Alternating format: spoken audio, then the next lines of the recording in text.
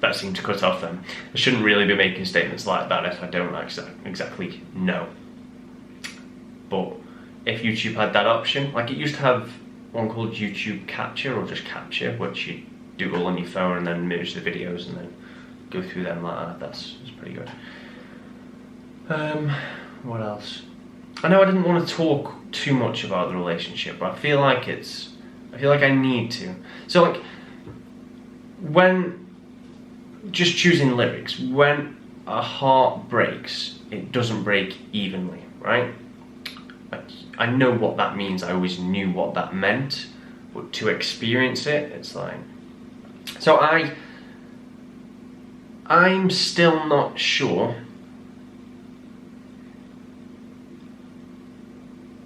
I'm just trying to think of a way to put this, which is an accurate representation of how I actually feel. I'm still not sure whether I miss being in a relationship with an individual or whether I miss the individual. I know sometimes, a lot of the time, I miss the individual, but then a lot of the time I miss what the overall bond of a relationship, what it stands for, more than the individual. Does that make sense? Because I'm still not sure whether, I mean, maybe it's fair enough for me to just say, yes, I miss both because of different reasons, maybe. Maybe I'm just trying to give myself a singular answer, instead of a multivariate answer. I need to think about that. This is a thing I've started to do a lot as well. So, a lot of the time before I speak, I try to pause, interpret, structure, break down what I'm saying, to see if it's the best variation of what could have been said at that time or what could be said at this time. So excuse me if you go back through this video and I haven't done that, because I feel like I have. Like I say, I'm rambling. This isn't scripted, this isn't anything. I'm just trying to talk my way through stuff. It's not something I've done, so something I find weird. So, my first breakup, which was less impactful, less in duration, as in the relationship itself to the end, I cried, I was upset. Maybe I'm just mature now, but I've weeped, as in like that kind of stuff, if that's the definition of weep. I don't know. Like, it's not like it hasn't hit me, like, okay, I'm single now, yeah, sure. But it's made me very overprotective, I'll give you that. So I'm untrusting and overprotective towards mainly females. And I don't mean like, as in like the gender difference between a male and female. I don't trust females over males, that's not what I'm saying. What I'm saying is, with whom and within the region of who I'm attracted to, as in that space, they're the people I'm scared to trust, because they're the people I need to invest myself into to then see if they're going to reject me or not. And that's the living the life through a lens. So I found that when the highlights of my relationship were at their peak, I feel like they were also the times that looked good on camera. So when me and the individual blossomed, felt really good. With the times you could hold up a camera and go, this is cool, man. And then the times when at the lowest, I was okay with the curvature of the good and bad times. I think I was content with that. So it was like the curvature of the good and bad. I was, okay, I need to accept the good and the bad and then like tolerate different things like that. But then the bad times weren't the ones. I mean, this may sound obvious, so like I say, I'm just talking through it. The bad times weren't necessarily the ones through the camera, but the bad times always created, not necessarily myself, I'd be lying to say I never did it, but the individual to talk to me and discuss their emotions with me about how they felt towards our relationship because of what they had seen in Instagram or a social post or a video they watched of someone portraying their good times. So it's like, if I weighed my highlights against other people's highlights, I don't care. I wouldn't acknowledge a difference. I wouldn't drive down, metaphorically speaking, in a Corsa, look to my left and go, if only I had a Ferrari, because a guy's driving a Ferrari or whoever's driving a Ferrari. In relationship terms, like metaphorically. Whereas I think that's just different perspectives on things.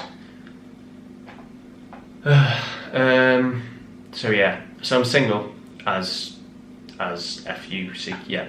I'm single now. It's difficult for me, man. I just don't know how to approach the opposite sex anymore, or within my attractiveness region. I don't know how to approach them because there's that fear of rejection which I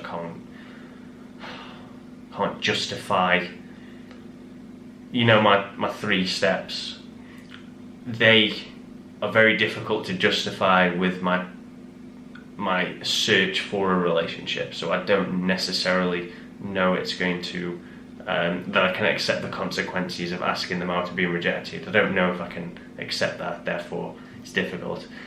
I don't know if there's any like monetary loss that's involved to doing this. So say I take someone out on a few dates, I will offer to pay for what I can, but then if it doesn't work out, it may feel like I've learned from the experience, it may not. Don't know if that's a good way to look at it.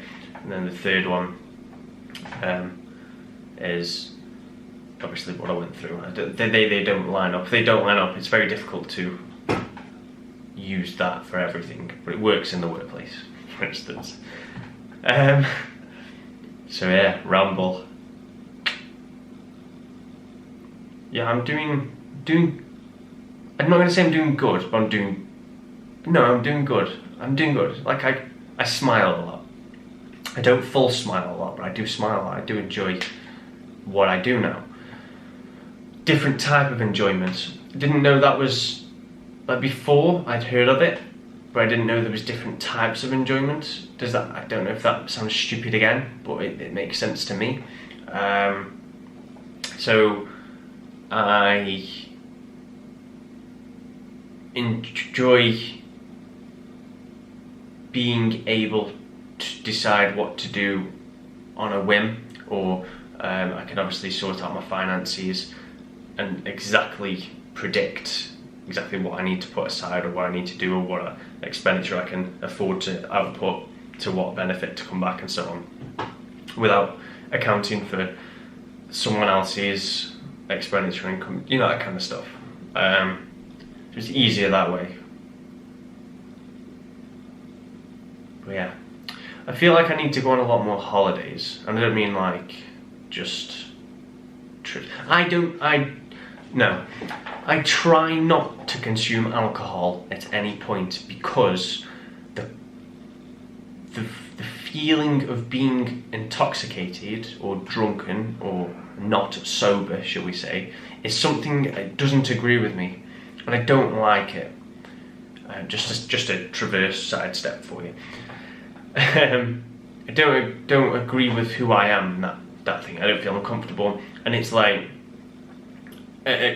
clubbing, so like night clubbing, where I live is one of the worst rated places to go out on a night out, whereas my younger brother Jordan is the complete opposite. He loves the feeling of being drunk, and we're completely different people. Don't know who's right, don't know whatever. This works for me, that works for him.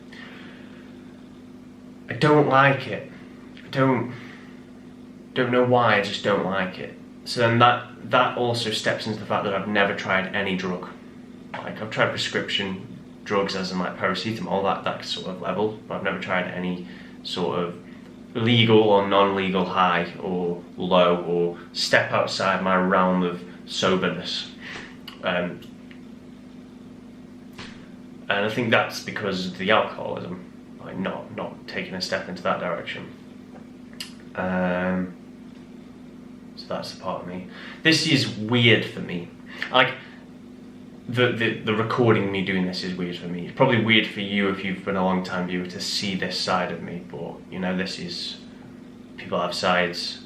So if my life through a lens looks amazing, that's because I'm showing my best bits. It's not always like this at all. But I'm content. I feel like I've come to understand that happiness is an unrealistic expectation. So, just to sidestep again, how am I meant to know, right, what I want to do with my life when human nature is very new? I don't mean new as in a few days old. I mean, it's within a couple of thousand years, of course, recorded human nature. We've made things to do with our free time, technically. So, with humans' free time, we put into the future and further developments of humanity. Yeah? So, how am I meant to know what part I'm meant to play in the future development of humanity and whether I'm even useful, as I see it?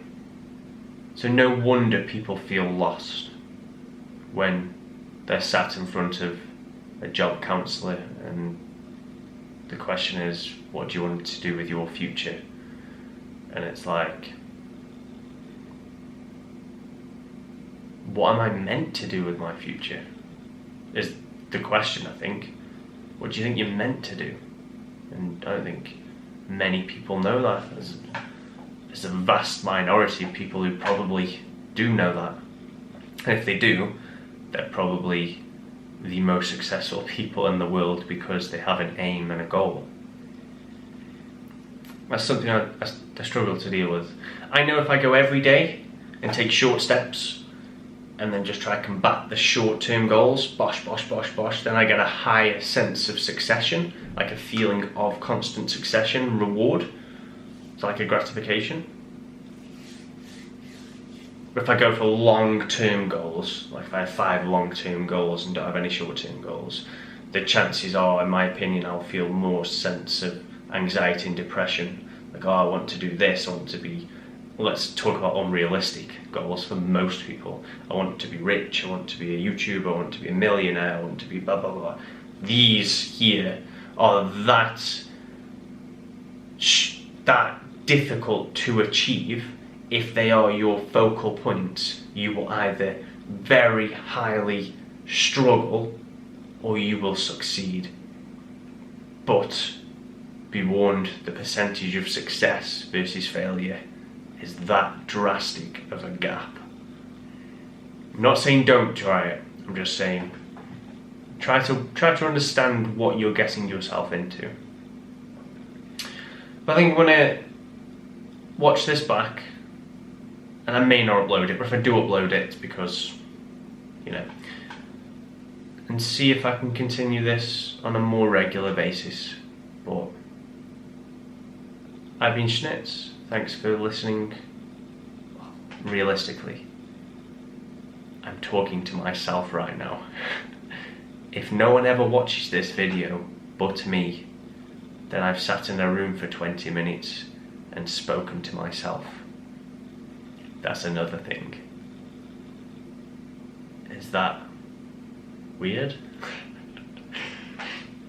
But yeah, so maybe I have twitched more times in this video, maybe I haven't. But I've been Schnitz. Thanks for listening, thanks for watching. Just as a sign out, if you want to see more, let me know in the comments, like and subscribe. If not, okay man, just do what I gotta do.